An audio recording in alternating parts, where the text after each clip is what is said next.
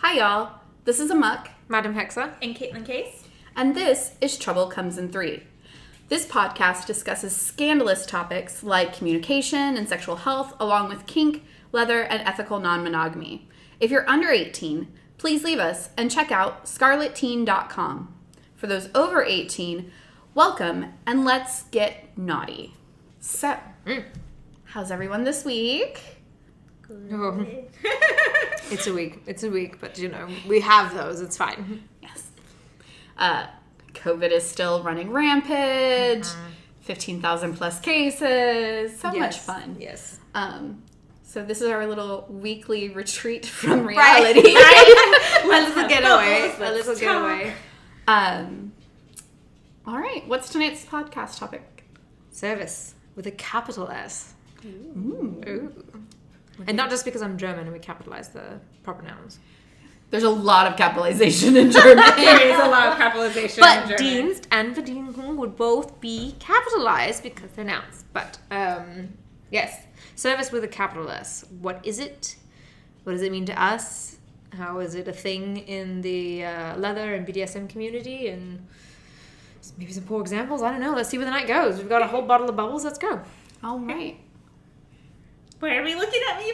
I feel like I always go first now. Well, I also like the fact that every time we look at her and we both do it, she goes, "Why is everyone looking at me?" Because it's your turn to talk. Also because are you or are you not a service-oriented individual? Self-proclaimed. I am a self-proclaimed, and hopefully other people proclaim it too, Okay. service-oriented submissive. What does that mean? So for me, that means that one of the things I enjoy greatly, especially if you look into like the 5 love languages, it's broken down into like the love languages that you give and the love languages that you receive best. Okay. But my giving language is acts of service. And so it's how I show people I love them, whether it's in a romantic way or a non-romantic way. How do you define acts of service in this context? In this, for people that haven't done that whole book workshop thing where you find your love languages and all that. So it's kind of in line with service as a whole for me. I do it very much so in a similar way. And so it's being able to do things that help the other individual. And so for me, I love a lot of domestic service. So I'll help clean, I'll help tidy up. The way I define service for myself is it's anything that I can do for my partner to make their job, life, day, week easier on them. So it's being able to take something off their plate that needed to be done anyways, that is helpful to them and that is wanted. Like a helpful action? Yes. Okay. Because we want to try not to define the word with the word. Yeah. Right, that's what we're trying to Yeah. It's hard, but... So I'm also an acts of service person and I am a quality time person. Mm-hmm. Those are the ways that I most often give love and receive love. And for me, it's cooking. Okay, yeah. Cooking is we joke that cooking is my love language. Right. Mm-hmm. Because it's an act of service. I'm doing something. It's going to nourish the people that I care about. There's time and energy that goes into it. And especially if I can do it for, like, we're having a family event. Right. I'll do the cooking so my partners can do other things that are needed for, the get-together. Right. If you're hosting, they can worry about greeting guests or just... relax is also nice. I'm also a service-oriented submissive. I'm very, very service-oriented. And mine is, I do domestic service. Like every time I go up and I spend a weekend with my guys, I help my alpha clean the house top to bottom and things like that. But for me, that service is also more focused on helping them out in public spaces. Right. So...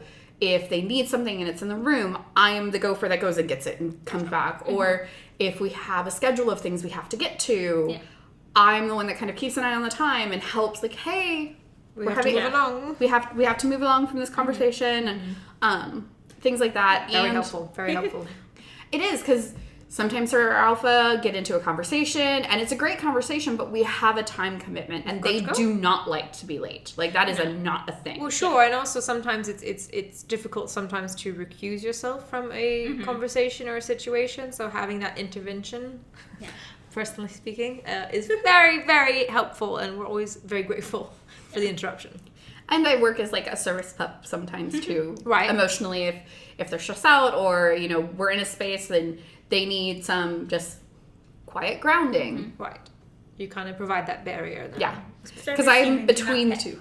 Right. I'm between the two. Like, Alpha's extremely extroverted. Mm-hmm. Anyone who listened to our Pride live cast Yes. got that. Yes. But my Sir is very quiet and introverted. So I can be that kind of in between depending on the space that we're in for them. Sure, yeah. And that's part of the service that I provide for them. That duality. Yeah.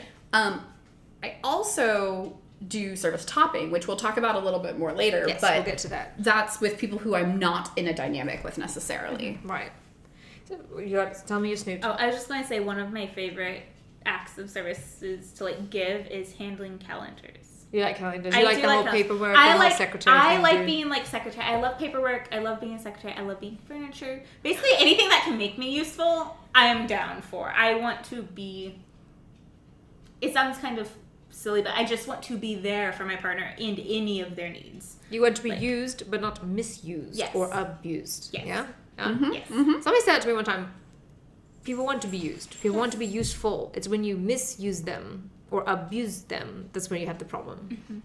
I regularly am like, girl is useful. Girl is useful. Same. I Right. was like, I think even earlier today I was like, I was useful. Oh, yeah. What do we do? We were talking about, I was like, we could do milk teas. Oh, And right. When I was "Yeah, like, what do useful, I helped." want? I want a snack. And she's like, but then we took a nap instead. Yeah, That was it's also fine. really fabulous. Well, it's really rainy outside. Let's talk a little bit about, since we're talking about usefulness, how does the desire for usefulness or utility itself play into service from like the S side? Let's talk about that just a little bit, and then we can kind of expound upon that to like the wider community maybe. Sound good? Who wants to go first? Not it. Oh. She told you. No, I'm just kidding. Oh, well, that's the madam. Is that the service That's top? Madam Kaitlyn showing her side. That's the service talk. That's We'll the talk service- about that later. Yeah. But yeah, so Mark, why don't we kick that off? What was the question? I got distracted.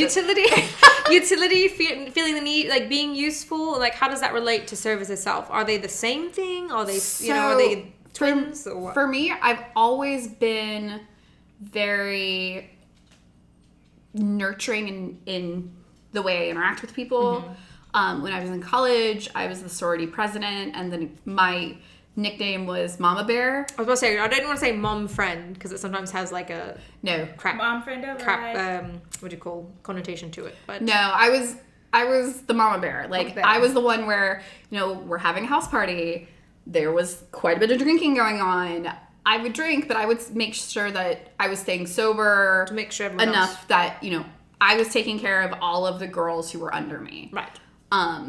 In my relationships with other people, the same kind of thing. Like, I enjoy taking care of my partners and helping them with different things. Unfortunately, it has the opposite problem sometimes of I will let myself get walked all over. Girl, if I same. really care about my partner, I turn a blind eye to what looking back or anyone looking in is like, oh, that's a giant red flag. That's not a red flag. That's a red semi-truck screaming down the lane at you. Right. I was being useful. And like, I'll check it up to, oh, it's this or it's that. So I end up getting into, or I've had a history of getting into situations where it might have started out with a healthy balance, like a healthy imbalance of power exchange between my partners, but it would turn very negative. Right. Misuse, as we said. Yeah. The misuse and into abuse. Right. Luckily, I've had support and I've had people who took care of me and helped me get out of the situation. And I have an amazing therapist.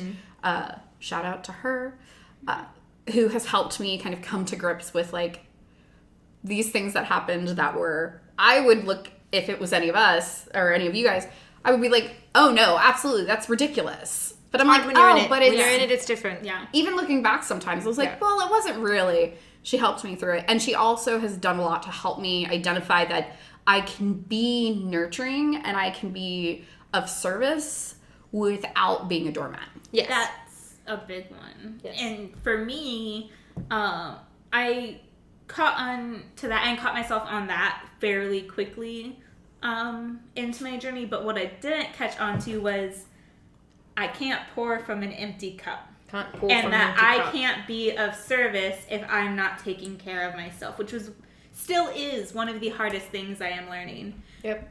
Because I have a habit to put everyone else first because I've always... Sorry, service animal alert. I know that's him yelling at me for it. Yes. I've always been that person to put others before myself, even as like a kid. It's how I was raised, that others always come first. You eat last if there's anything left. Right. And so I got in the habit of just not eating. That's why you snack in the kitchen while you're cooking. Right. I'm sampling it. I'm. Yeah. So that's one of the things that I think is really important, especially for service-oriented people, is you have to remember that taking care of yourself is a service to whoever you want to serve. You can get carried away with it, like you both said. You can. Alpha regularly tells me, because I will get wound up if we're trying to get something done and it's not working, and I'll be like, no, I have to get this done. Mm-hmm. He always tells me to secure my oxygen mask before I secure anyone else's oxygen mask. Right. Yep. And protect my property, as it were. Yep. That's what my slave has that. He's more, because I have a compulsive disorder, so I tend to fixate and dig deep and get trapped in like a hamster wheel. Usually I'm very good at managing it because I'm like, I don't have time for this, and I can kind of snap myself out of it. But part of his service to me is to do what your alpha does for you and just say, ma'am, why don't you let me do that? How can I intervene? And oftentimes he kind of just intervenes in a very much an actual service dog way, where he'll just lean, or just like, he's not really supposed to touch me, but in cases like that, he's allowed to like kind of snap me out of it, where he can like touch my arm, and it kind of reminds me like, oh, hi. Am I spiraling? Oh, am I doing that thing again? As I've taken everything out of the pantry and cabinets like 4 times in a row, put them in the exact same spot again. Yes. So it's about that intervention, even if from either side of the stash. There was a time we were camping, and it was a community event, mm-hmm. and our little group of campers, I was cooking for them, and somehow this turned into like 20 people. People just coming for free food. Other people who were in the group, we were joking about bacon being currency. Mm. Yeah. And so people were like bringing bacon. Right. And most of the people there were exceptionally respectful. Right. About the situation. Would you mind to cook this bacon that I brought? You can have some kind of. They would donate, we brought 2 dozen eggs. We brought this, which was awesome because these were, it's community. Mm-hmm. Yeah. We just make a bigger, made a bigger campsite. I cooked 7 pounds of bacon or 10 pounds of bacon, something like that. Yeah. Yes, I cooked a whole pig worth of bacon. And I'm not thinking about how many times people had been served or who was coming up, because it was me. Or if you drank any water while over that hot grill. No, Chessie was there. Okay. No, Chessie wasn't there that time. Normally, Chessie makes sure we have water. Yeah. But I did have water. I was cooking. A friend of ours, Phoenix Rose, was there as well. She was the same thing. We were being of service. We were cooking for our family and also for... kind of tag teaming the community. Yeah. And we're going along. I had been cooking just bacon for like 2 hours straight. It's a lot of bacon. It was. There was also like 20 people. Right. And bacon goes really fast. So at one point, Alpha had to walk up to me and say, girl, you have to stop and eat food. And I was like, no, it's fine. Like, I need to... And they were like, no, because there was an individual at the campsite who had decided to come up and try to get thirds when Phoenix and I hadn't even had the first round yet. Our food. We've been cooking for over 2 hours. No, you don't take your next plate till everyone has had something. Yeah. So they were like, absolutely not.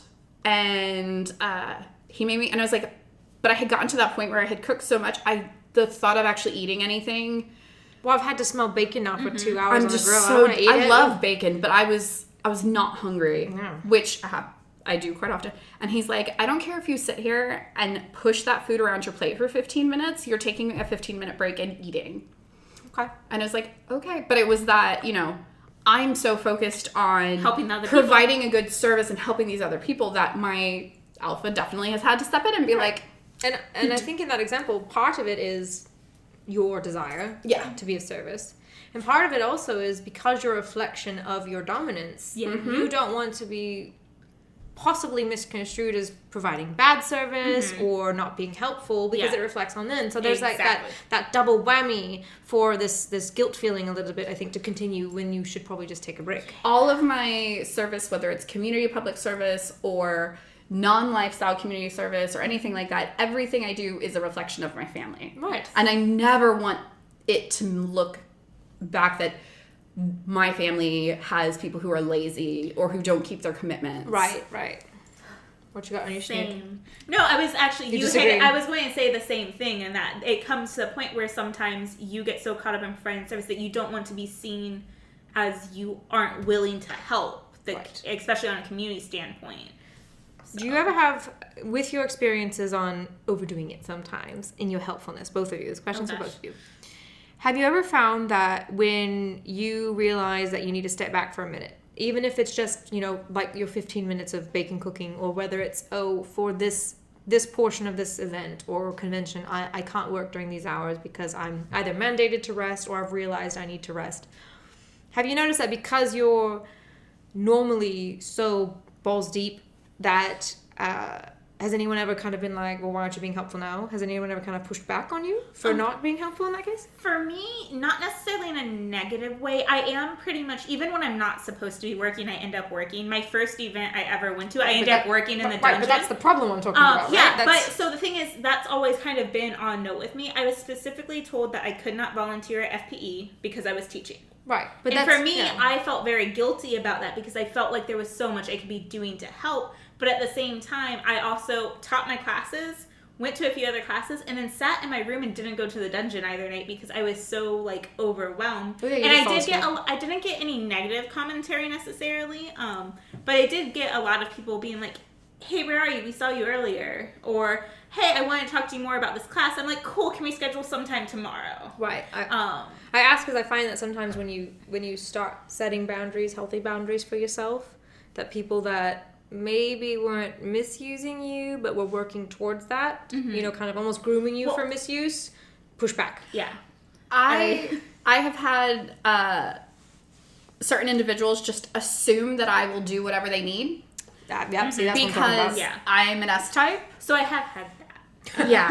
We'll let's touch on that point specifically, actually. Run with that. So I've had people who just assume that I am free to do whatever.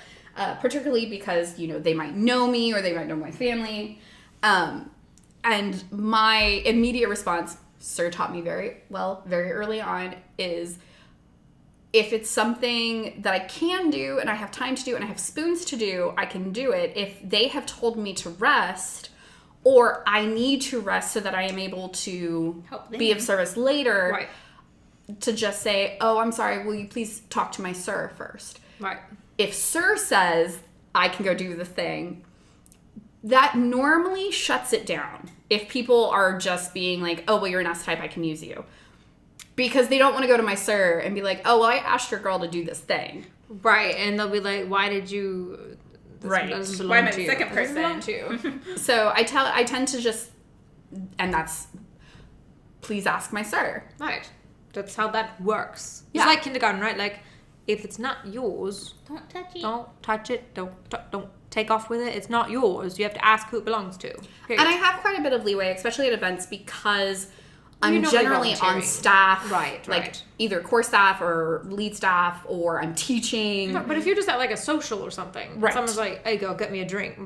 Well, first off, no. Have you spoken to my Sir? He's right over there. He's right there. Sir, will you handle this ass wipe for me? While that might be what's in my head, that's translation my Sir is hearing, it's normally, "Sir, so-and-so would like me to do this thing for them. Do I have time for that at the moment?" And wink, wink, wink, no, girl, you do not. No, I'm sorry. I'm sorry. But sometimes Sir is like, "Yes, please go do that thing." And I'm like, "Sure. Okay, I'll go do the thing." But it's the respect of it. That's like the secret code language that you have in dynamics, right? Like when I ask my slave, I'm like, and I'm in a conversation that I'm like, would like to recuse myself. It doesn't sound like it, but I'm actually very introverted, and I can do people fast, hard, and then get out. So I'm he's in the process of being trained to recuse me from these conversations. We have hand signals for that. Yeah, I need something because usually it's like, oh, you know, don't we do somewhere? What's on the calendar? And he'll be like, no. And I'm like, now they know I'm trying to leave, and now, then I have to continue, apologize and continue, and a hilarious foobar of trying to make sure the aemok did not do too much. Okay. This is before I was with my Sir Alpha. Okay. We were just friends. We were spending time together, getting to know each other. Right. Before the McFlurry delivery? Before the... Or Blizzard. Was it Blizzard? One of the things that, for me, I think is being of service, especially on, like, a community base, is a safety net for me. Mm-hmm. And I think that's why I haven't just gone to an event. Because even last year, Women of Drummer, I went to just go to the event, and I ended up running the kitchen for 2 days. I don't know what to do with my hands. Yes, and so for me, put a cup in one and a snack in the other. What else can I tell you? I am also, I feel like I hit more of like the ambivert side of things, but I definitely lean more introvert, and so I have a really hard time integrating myself or feeling comfortable in social situations. Well, it's also just social anxiety, but right, that's a whole different breed. But I also I need time alone. I like to observe people, not necessarily be involved. But for me, my first event ever, I went alone to. It was FetCon, which is a huge big event, and I was really out of my league. Right, it's a big event, and it's not. And it's industry, like it's industry, not lifestyle. Yeah. And so I ended up just sitting in the dungeon for most of the time because the one person I knew at the event was DMing. And I was having a really hard time. I was like, no, I'm just going to go home. I was like, I don't know. I paid $100 for this ticket. I'm not be just here, going to damn go it. home. And so I ended up just trying to see, like, helping stuff out. So, like, I was picking up the empty cups that got left around, like, the aftercare area and things like that. And it turned into, by the end of the weekend, I was just helping load the trailer. And in heels. Well, it's a fetish convention, so you better wear heels. Yes. And so, but for me, it's one of those things where since then, I have found my comfort spot in large gatherings like that. When I get uncomfortable, I just find something to do to help out. And for me, I don't want to say it's a bad thing, but it could probably be better because it is one of those things where I get nervous, I get uncomfortable, I don't know what to do with my hands, and so I just start doing the things that people need. So that's more about, I think, in my non-professional opinion, is kind of handling the social anxiety aspect of it. Yeah. I'm being of use, therefore I'm not a burden for being in the space. Right. Because you feel like you don't belong in the space? Yeah. That is a whole different basket of apples we're going to hit you over the head with later. It falls into power exchanges and stuff like that, too, because I have a really hard time sometimes being like... Do you think that was because you were unpartnered at the time? No, because it happens when I am partnered too. It's I'm not actively doing something. I'm not being useful.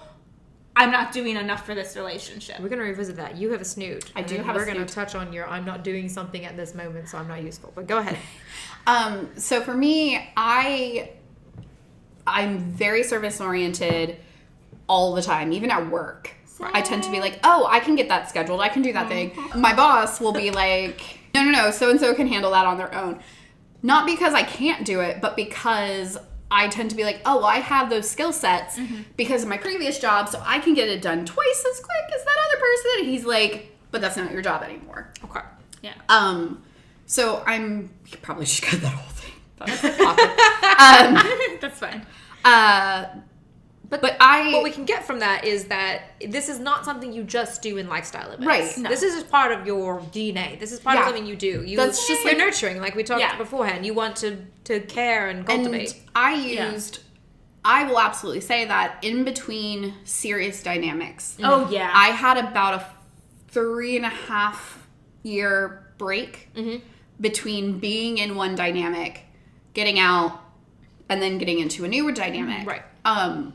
It did not mean I wasn't a service-oriented submissive for those 3 years because I didn't have a D found type. other avenues. So Same. I have always enjoyed serving my community. I mean, I've been doing volunteerism since elementary school for funsies. Like funsies. It's just I enjoy it. It's part of who I am. It's how we were raised. Which I think is like, I love that about you guys. And I'm wondering, just real quick, to deviate a little bit just from this, is that a cultural thing? Because I feel like let me finish. And I'm saying the opposite of. Because in the US, it's very individualistic, yes. right? So this idea of community service is like a stretch for a lot of people. Yes. Like I'm saying, it's come naturally to you all, but like in Germany, like it's like, well, duh, we're all in this together. Gotcha. Like a little more socialist, like you know. So I'm wondering, this is not the norm. No, this is no, not the norm not. in your case. No, I grew up in a community that was very, it's Orlando. Individualistic. Yeah. It's very individualistic. Me, I, and mine. Yes. I showed dogs professionally from the time I was 7 on. I had started training and showing in adult rings at like 5. So in that community, we were always doing work and helping and things like that. And I would steward during shows and things like that.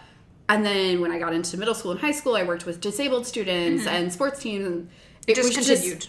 It just made me really happy. And my mom was like, yes. Do the things, Yes. yeah. I will say my family is Native American. We are... Slightly different set of mores. Yeah. I grew up in a very maternally focused... my grandma, my grandpa, so much respect for him. He was an amazing man. But you're not the boss. But him and grandma were the top of everything. Right. And elders. a lot of elders. things... Right. And grandma was really the one who, if grandma put her foot down... That's it. Dear God, if I heard my full name... and his full name, all of the names get called, it was a problem. Because you were naughty with him, were you? Grandpa and I got naughty a lot. Yeah, you guys went and we were broke the so rules naughty together. That's fun. But I knew other people that just didn't. Yeah. People in high school, you had to have X amount of, if you wanted to get a certain scholarship, you had to have community service. And I was people done with mine for freshman struggled. year. It was like 5 hours or something. It's like 50. It's like 50, which is still in not... all 4 years. That's 4 years. You have 4 years to do 50 hours. And there were people who, it was legitimately a free Scholarship. free money. And they wouldn't do it because, they couldn't... they wanted to hang out on the weekend, or they just... Yeah. You can't take 4 hours of one weekend a month. I was like, that is 1 weekend's worth of hours I put in at the horse rescue. Right. So I didn't mean to derail us, but I was just wondering, how your experiences with that have impacted in the community. I think it's honestly one of the first things that... So, it's kind of side tangent, but relevant to the question. So, how I got started in the community was guys started mentioning me, hey, you're kind of submissive. Hey, you kind of do these things.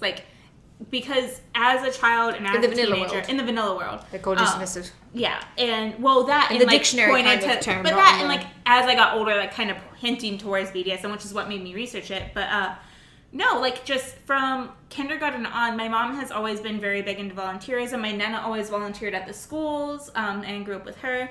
My mom always volunteered. She was the chair. I think she still holds a chair position on a domestic violence organization. It's always just been ingrained. If you can help someone do it, it was always, no, I know we just left the restaurant and this is the food you really wanted to eat, but this man needs it more than you. It was one of those types of families. And so growing up, I always did the volunteer things. I found ways to be helpful to other people, and it brought me such joy that it definitely carried into my adult life and my lifestyle side of life. So I'm going on a limb. Your kinks is community service. Yeah, It does it for you. It does. And whether it's at kink community events or events outside of the kink community. That's what I'm saying. It's almost like a fetish. It's a kink. You get I some get kind great of thrill. joy. It's joy very from doing, maybe not sexually, but you get a thrill. fulfilling. You get a joy from doing it. And in my leather family, we have a very heavy education Emphasis, yeah. emphasis, sharing our knowledge, whether it's teaching a big class or mentoring or one-on-one, is really important in our family. All of us do it in some way. Right. Even our newest individual has had to research things and study things and then present that information. Yeah. Because one of the ways to solidify information in your head is to teach someone else. Yes. I had Kaitlyn work with me the other day. It was Yeah. really funny. Monday night. Nice. Good job. So that's something that my family, both my bio family and my leather family, hold very dear, is going out and, sharing of yourself and your time and your knowledge with the community. Yeah. Regardless if it's kink or not kink or whatever, It's just a really big part of who I am and who my family is. Here's another question then. I hear that story a lot. When I talk to submissives that say they identify themselves as service-based submissives or house elves, it's the same story. Oh, I've volunteered my whole life. I just like doing the things. What is in your experience, submissives that don't have that same background and still call themselves service submissive? That their service is focused elsewhere? So, absolutely, it can be a thing, I think. I was in a family that was really into supporting the community. Awesome. I was also in a family that was fairly, like... Insulated? Not insulated, because we did... we kind of had like a your tribe mentality. Right. But there are things that I really love that were like not a thing within my bubble. Right. And I found them when I'm later on in life. It doesn't mean I'm less passionate about it. I find that a lot of people jump to the label, the term service submissive, because they see that as like the end all be all. It is the holy grail. I want to be a service submissive. Right. It's But like, it's like the word slave, yeah. Me, Yeah. But it's a service submissive, if you have a heart of service, it's a very dedicated, you're putting someone else above yourself. And it's the way that you're doing it. I cook food for my family. I take care of their leathers. I do these things. Not all submissives enjoy that kind of thing. Right. That kind of gesture or display. We recently had a tea. Ah, yes, we did. We had a formal tea service. We had a formal tea. My guys were here. There were some submissives here as well. And it was wonderful. I've wanted to do tea for them for years. I had oodles of fun. This was an opportunity for me to do a really, like, fairly formal tea. Right, yeah. And it was so great. And one of the individuals that shared that tea with us was like, oh, no. I'm glad she likes that, but that's not for me. And you know what? It doesn't mean he's any better or worse or that's anything. Just not a specific thing he'll do. That's more for you then, yeah? It's just, he experienced it, which is really important, and then he made his own decision. Yeah. That's a service I love to provide. Right. Just because he doesn't think it'll be interesting or doesn't even want to learn. Right. Doesn't mean he's... Doesn't detract from your live for it. Right. Well, that and to say that... it's so there's service submissives and there's submissives. And I feel like a lot of submissives kind of put like their hackles up and they're like, well, what do you mean I can't provide service if I'm not a service submissive? As a submissive, you can provide service to your D type without being a service-oriented submissive. You can still do the thing and give separate that for me. So for me, I kind of... How do you define it? This doesn't have to be the world's definition. How do you define it? I delineate it into two things. There are those submissives who will, they will still like clean the house and they'll cook, but it's not their driving factor. Their driving factor is somewhere else within that power exchange, and that's one of the things that it's what their D-type wants, and it falls into the power exchange, and so they will do the things. Right. Whereas a service-oriented submissive, I feel service is inherently their life. It's one of those driving factors to getting into a power exchange. After this conversation, I want to talk to my boy about it, because I think about our dynamic and the service he provides me. And of course, like when we're at events, he typically ends up working at the cigar events because I'm usually there.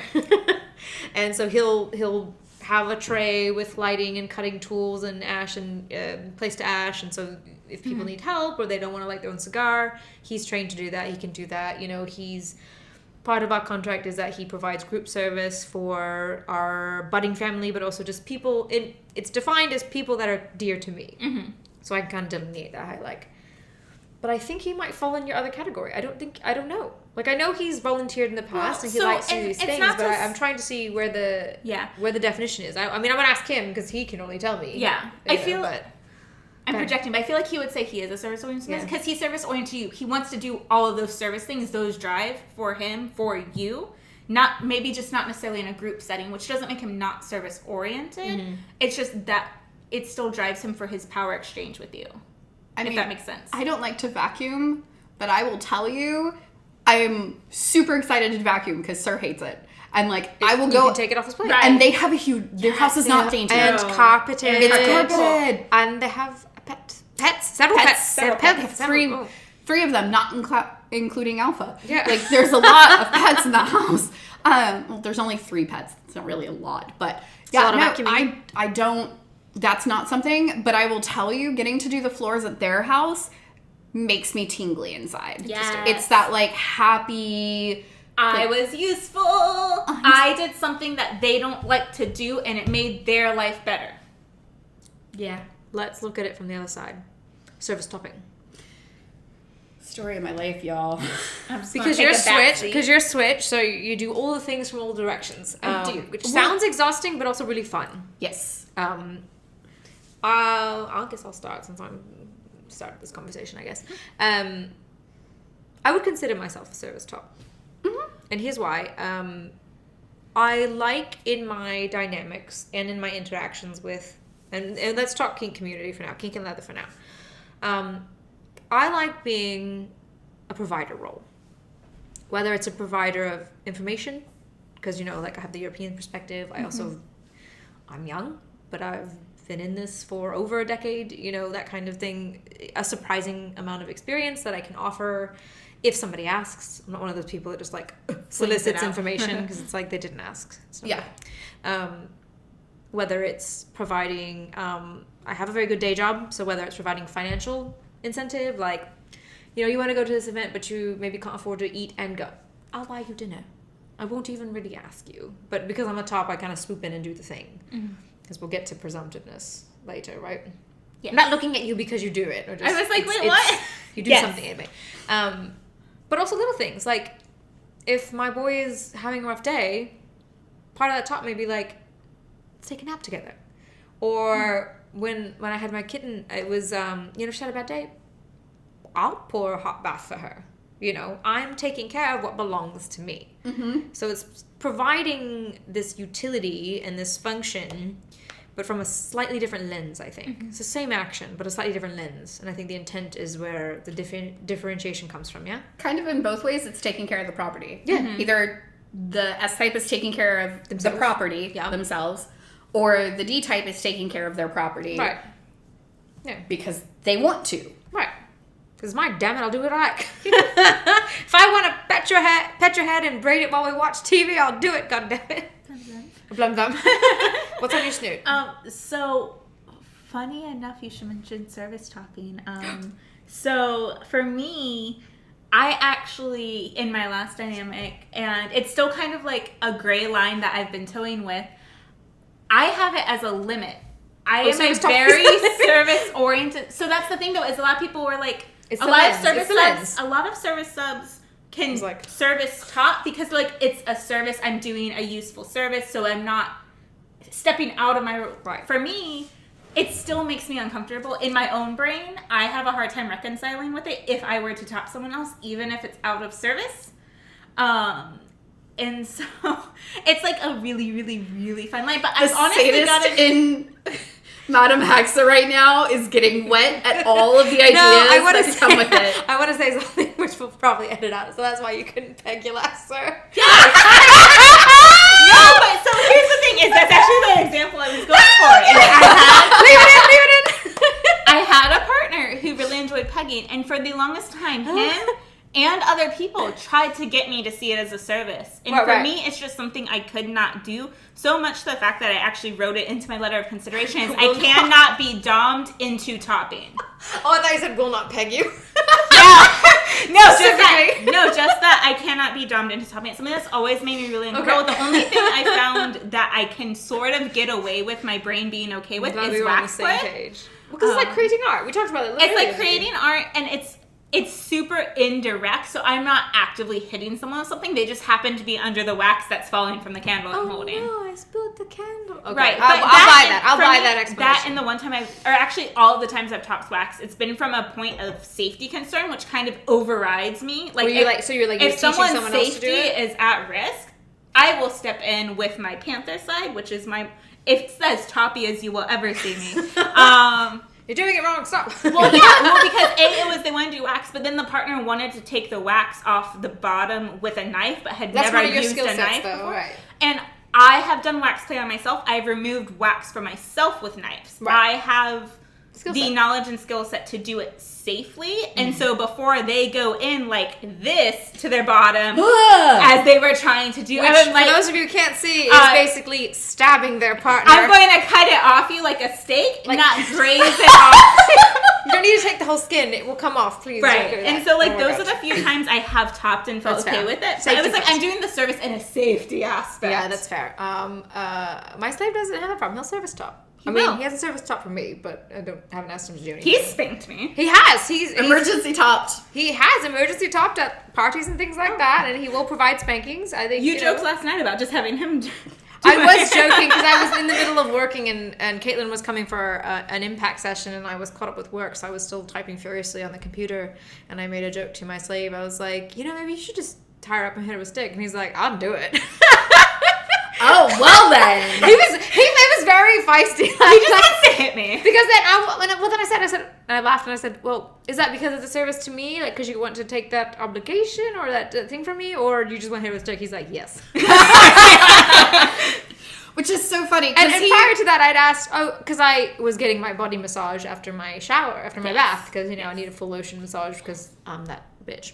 And I hadn't sent an opt-in list yet, and I was like, I have no idea what I have planned for this evening. I need something. And so I asked him, I was like, what should I do? And he's like, just fucking sadist. He's a sadist. I don't care if he denies it. Tie her up and tickle her till she taps out. He was very smart to tell you to tie me up first. No, because I said I'm going to get donkey kicked in the face. Like, absolutely need to restrain her. That's a deviation, but yeah. So he'll service top, but that's something that can't fathom, can't do, won't do. So I've been toying with it a little bit. I actually gave him her birthday spankings, much to my demise. I did okay with it. Don't make that face. What? They don't think it constitutes a spanking. Are we remembering the same event? Anyway, it's fine. When she melted into the brick pole because she couldn't function. And Jasmine jumped in? Yeah. Okay, that. Okay, yeah. Okay, fine. So, question, let's clarify then this whole, can't be domed in a top thing.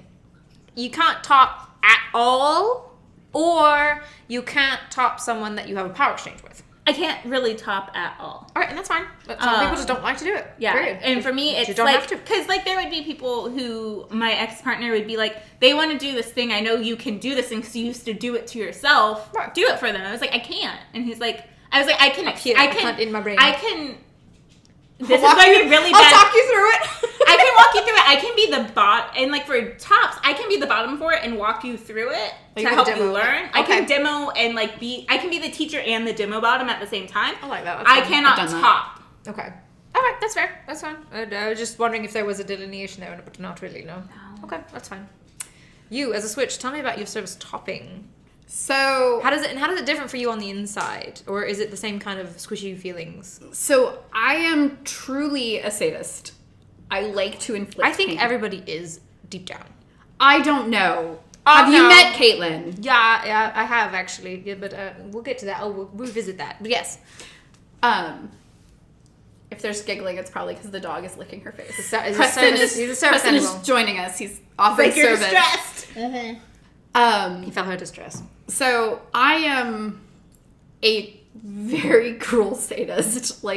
It just makes me really happy. That's what sadism is. Yeah, it's great. Mm-hmm.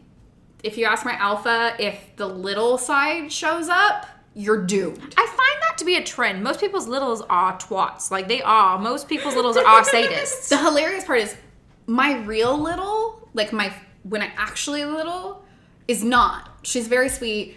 When I get mean and sadistic, I think that's a trend though, because even me if I'm in full mode, I have a little girl giggle. It's the safe side of Mr. Preston. Hello, Preston. He's like, don't let her out. Don't let her out. He's like, I'm warning you. For the longest time, that was the only bit of my little that I could let out because she was tough and aggressive and right. I'll take you down. Let's go. Right. But I love being sadistic. I love topping. A lot of people don't actually realize my masochist side is even like more intense. Okay. And the reason for that is that I almost exclusively top when I play. It doesn't get itched enough for you. Oh, it gets no. It gets no scratches. It gets very few scritches. I think I've had 2 scenes in the last year. Okay. I had been with my Certain Alpha for 3 years before we had our first scene. Now, is that, may I ask, it might be personal, is it just more of a timing thing? Is it more having to do with some of your health concerns because you have some ongoing health issues, or all of the above?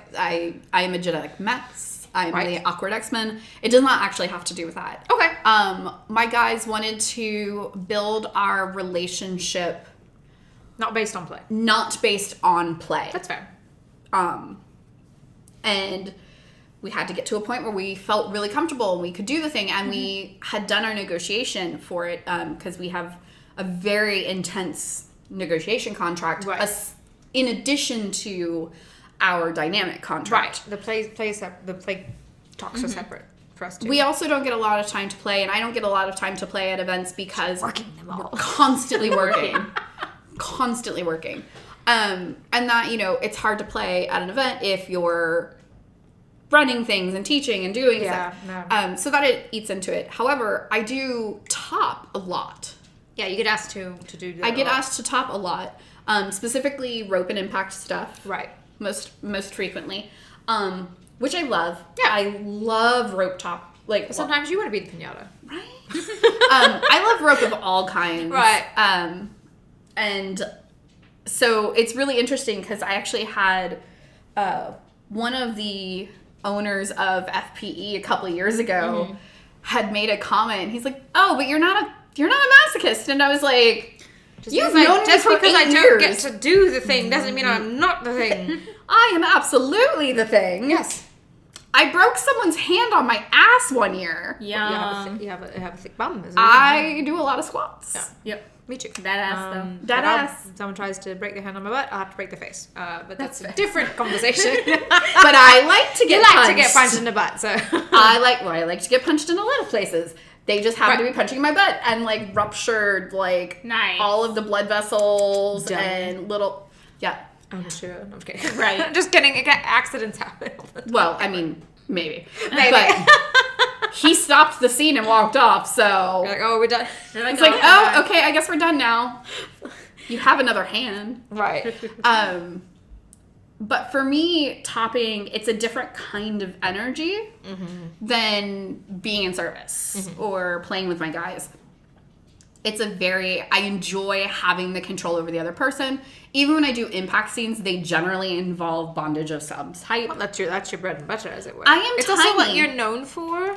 So I feel like a lot of people, if they're asking to play with you specifically, their intent is for specifically rope bondage. Yeah, a lot of That's what people you want become rope known stuff.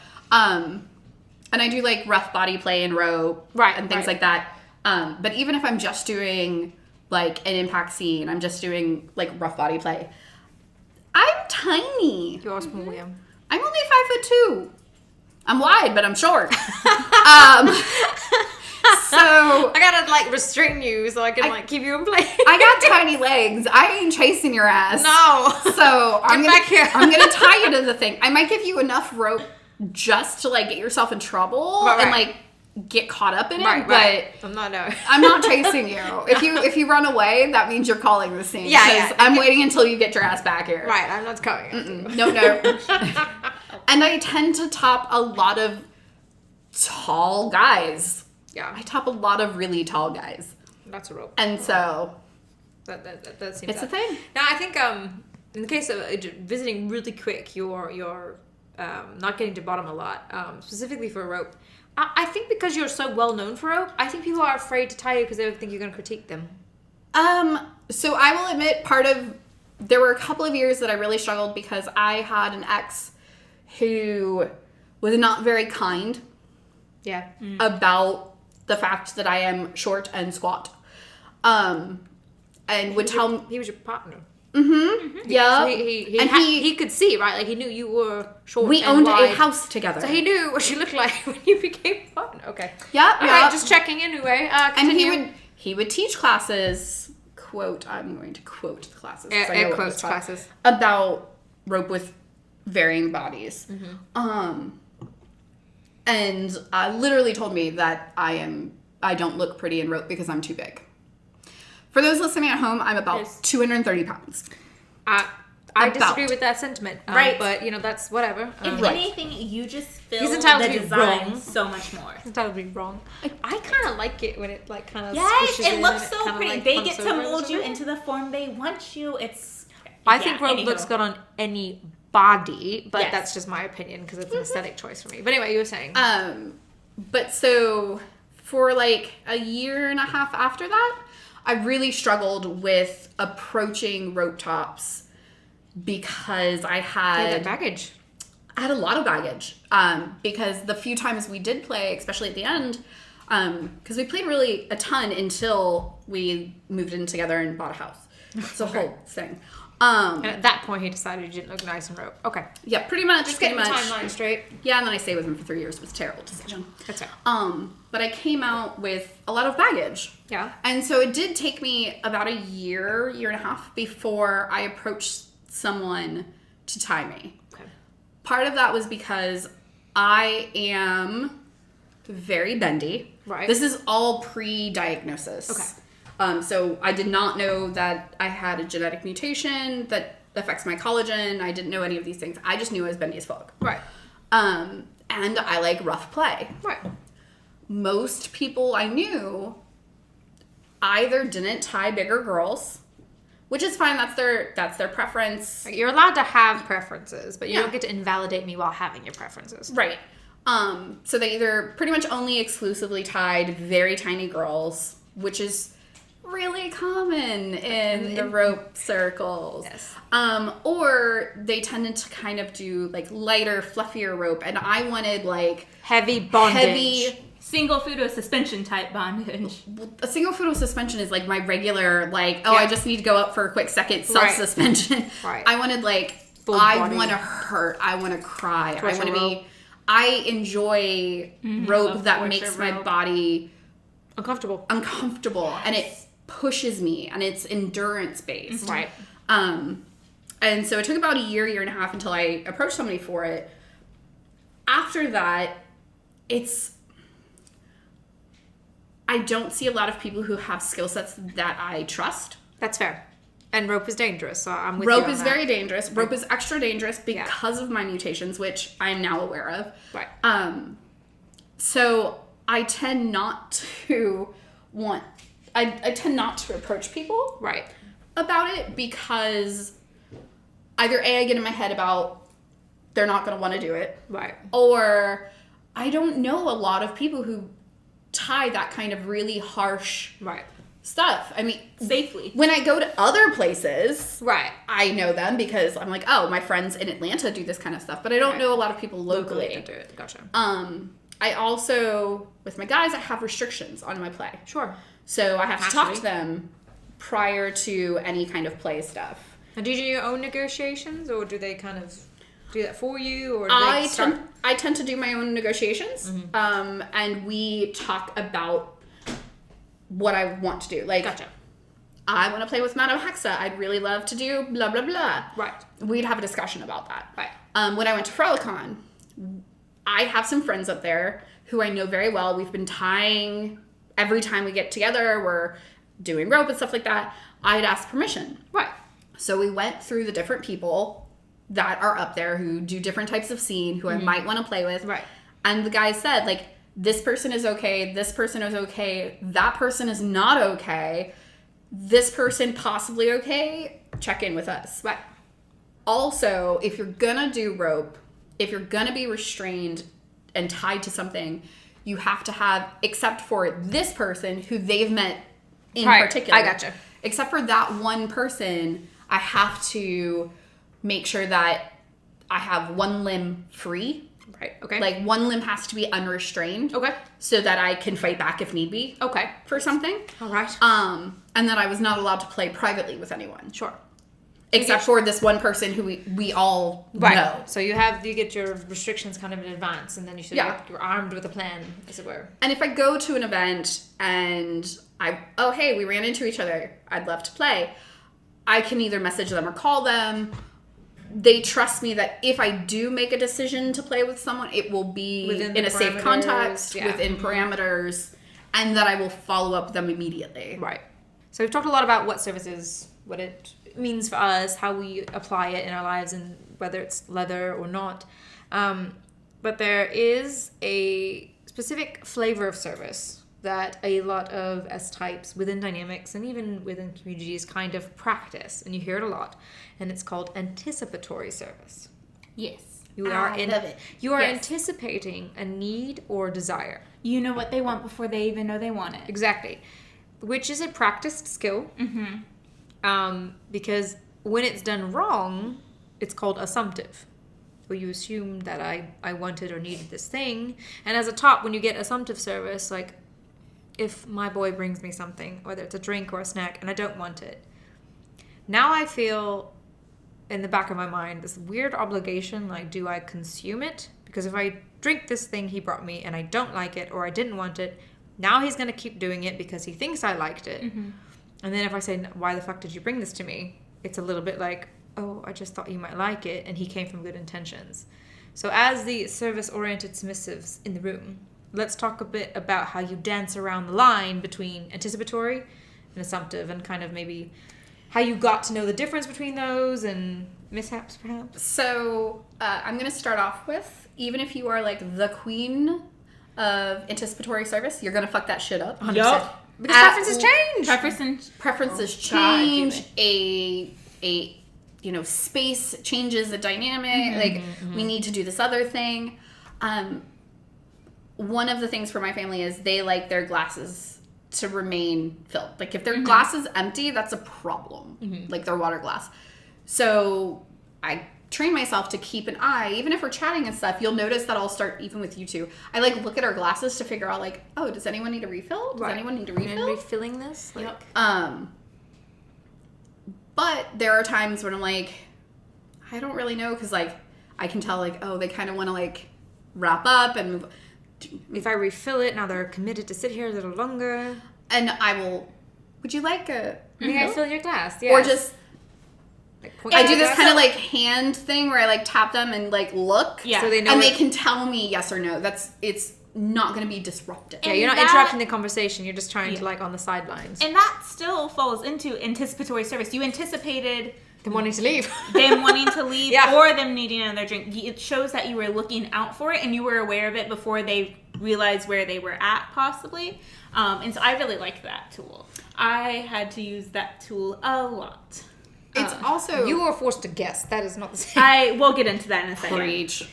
A funny example though about like the filling the glass, right? So every morning I have like usually I drink tea. No, I typically drink tea in the morning. Sometimes I'll drink coffee, but I'm really a tea girl at heart. And for like 5 days in a row, every morning my boy cohabitates with me now. Every morning when I wake up and I've finished my beauty routine and I'm logging into work or what have you, he will are you ready for tea? And about the same time in the morning, he'll just put the kettle on, so he's ready to roll. And I had been drinking the same black tea variety for like 5 days in a row. Day 6 comes. I was a little late getting out of bed, so I'm rushing and I'm on my computer and I'm trying to log into a meeting. And so my boy takes it upon himself to make tea. I'm busy. I'm already in a meeting, so he's just going to go ahead and make the tea and then bring the tea. Very considerate. Very sweet. For 5 days in a row, I drank the same thing. And then he presents the teacup on my desk while I'm in the call, and I look at him and I was like, I'm on the call, and I thought, I didn't really want that today. I wanted to change it up today. And so I was like, oh, I had really wanted green tea today. No. So he had made this entire pot of tea, and so I'm in an awkward place then to be like, I don't want that. And then of course he felt bad because he was like, he knew too. As soon as I looked at it, he's like, Oh no. Oh, you don't want that, do you? So it was a learning experience. It's not the worst example possible, but these are little things. Like, he thought he was doing a great thing because for 5 days in a row, I've drank the same black tea. why wouldn't I want it one more time? But we didn't ask, so. No, go ahead. And it's different. It's not just like a drink thing No. for anticipatory. Yeah. No. You know, if we're at an event and I know that they need to be at this other thing, like we need to get here to there. I also know that somebody needs a snack or they're going to get hangry. I might ask permission to step away, get permission, go do the thing, grab some protein bars, run back. I believe we need to be at Next place. the next thing, or you know, this class is starting, we need to go, and then hand them a protein bar and be like, there you go. Eat. Exactly. And they're like, but I'm not hungry. And I'm like, Eat. But you need My response is generally, sometimes the girl does What what you the need, sir needs, not what the sir wants. It's true. Because you need a protein bar. Yes, need a snack. Please feed us. I'm terrible at eating, but I will make sure they are fed. Right. Isn't that the thing, though? Isn't that the thing, though? Yeah. What you got? You snooped, Kaitlyn. Oh no, I lost one. It ran away. No, and so for me, I fell into the kind of assumptive or presumptuous service a lot in my last dynamic. But it was because I was with a partner who did not like routine, which makes it really hard to do anticipatory service. I knew he wanted a drink every day. And so we would try to set things like, no, every day have a Diet Coke ready. Right. Okay, perfect. Have a Diet Coke ready. I don't want it. Okay. And so that makes my little service brain just like implode on itself. Like, it feels a bit sabotage. So he didn't like rituals or protocols or rules. Right. So there's a lot there. Yeah. So in my boy's case, for the tea or service, coffee or tea, ma'am. Yes. And if I say tea, which tea would you like today? Yes. Because he's now prevented himself from being confused like you were. And so that's kind of what I started doing. He would get home and I'd be like, what can I make what would you like? Yeah, what can I make you? How can I, whatever. And so that kind of helped it a little bit. Or do you already have a drink? Because he got into the habit of just picking up a drink on his way home instead. Which is fine. We're allowed to do that. Yes. They have legs and brains and can make their own decisions. Hopefully. As the mass meeting said. Yes.